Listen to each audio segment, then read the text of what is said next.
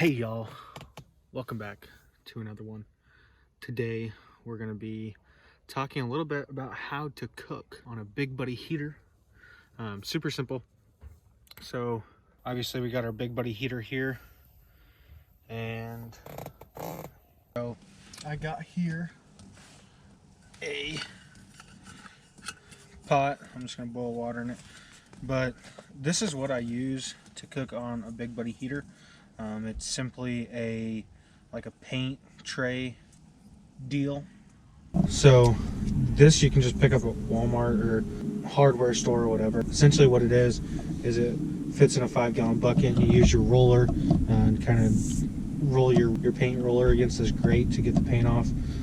So all we're gonna do is we're gonna take this paint roller here, and we're simply gonna use these hooks to hook it on the back. And that's all there is to it, guys. Now that'll allow you to take your pan, set it on top there, and it's pretty sturdy there. So that's all there is to it. You obviously want to make sure that your heater is level. Mine's a little wobbly right now, the heater itself. But this deal will hold your pot there, let you get some water boiling. Just take your paint tray there on the handle, and you got yourself a little cooking area.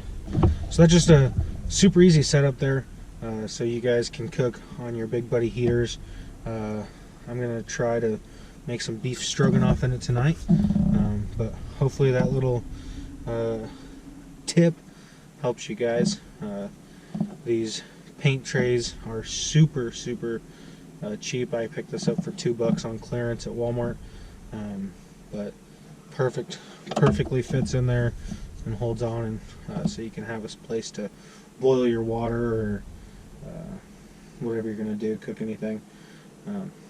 But you could obviously use some clothes hanger wire to kind of make it more stable if you guys are too worried about it, but this works real simple here. Hopefully you guys enjoyed.